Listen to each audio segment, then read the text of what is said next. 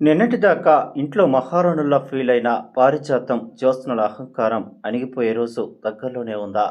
ఖచ్చితంగా ఉందని అనిపిస్తోంది.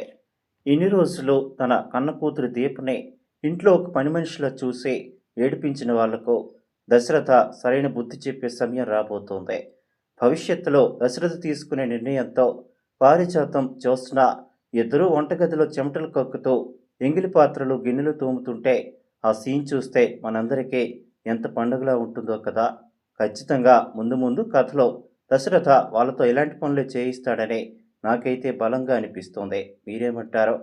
ఇక ఈరోజు ఎపిసోడ్లో జరిగిన హై వోల్టేజీ డ్రామా గురించి మాట్లాడుకుంటే కథ ఎవరు ఊహించని ఎమోషనల్ పీక్ చేరుకుంది. నిన్నటి ఎపిసోడ్లో దీప తన కడుపులో బిడ్డను త్యాగం చేయబోతుందన్న నిజం తెలిసిన దశరథ ఆవేశంతో హాస్పిటల్కి వెళ్ళడం మనం చూసాం కదా.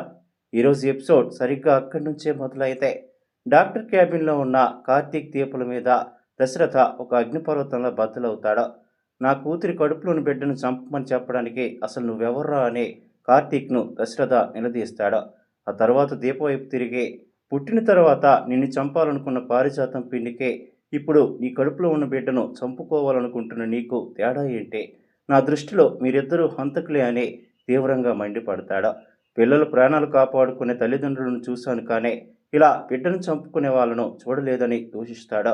దశరథ మాటలకు కార్తీక్ కూడా అంతే ఎమోషనల్గా కౌంటర్ ఇస్తాడు. నా భార్యను నేను బలవంతం చేసి బిడ్డను చంపుకునేలా చేస్తున్నానని అనుకుంటున్నావా మామయ్య? నేను తండ్రినే, నాకు కలలు ఉన్నాయి. ఆ బిడ్డను చేతుల్లోకి తీసుకోవాలని నాకు ఆశ ఉంటుంది. కానీ నా అత్త ప్రాణాలు కాపాడటానికి వేరే దారి లేకనే నా బిడ్డను వదులుకుంటున్నానని ఆవేదన వ్యక్తం చేస్తాడు. కంటికి కనిపించిన ప్రాణం మీద నీకు ఇంత మమకారం ఉంటే మరి కళ్ళెత్తితే ప్రాణాపాయంలో ఉన్న నీ భార్యని వదిలేస్తావా? అత్త చనిపోయినా పర్లేదా చెప్పు మావయ్య అని కార్తీక్ నిలదీస్తాడు.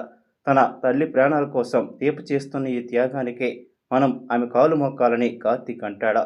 కార్తీక్ అన్న ఆ ఒక్క మాటతో దశరథ కళ్ళు తెరుచుకుంటాయి.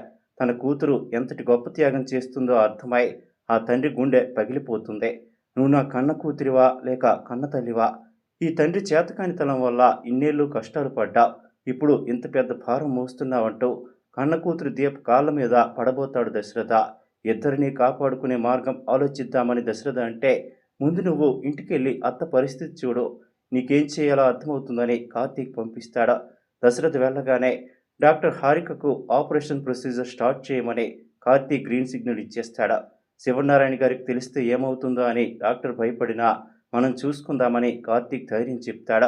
మరోవైపు ఇంట్లో సుమిత్ర పరిస్థితి మరింత క్షీణిస్తుంది. కళ్ళు మూస్తే మళ్ళీ తెరిస్తానో లేదోనన్న భయంతో ఆమె నిద్రపోవటానికి కూడా జంకుతుంది.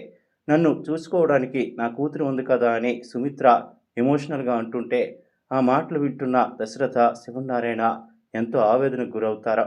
వెంటనే డాక్టర్తో మాట్లాడి ఆపరేషన్కి ఏర్పాటు చేయించమని శివనారాయణ దశరథకు చెబుతాడు. మరో ట్రాక్లో కాశీ స్వప్న విడాకుల వ్యవహారం దాసుకు తెలుస్తుంది. షాక్ అయిన దాసు వాళ్ళ ఇంటికి వెళ్ళి విడిపోవద్దని ఎంత బతిమాలుకున్నా స్వప్న మాత్రం ససేమిరా అంటుంది. ఆ మోసకారి కుటుంబంతో నేను కాపురం చేయలేనని తేల్చి చెప్పేస్తుంది.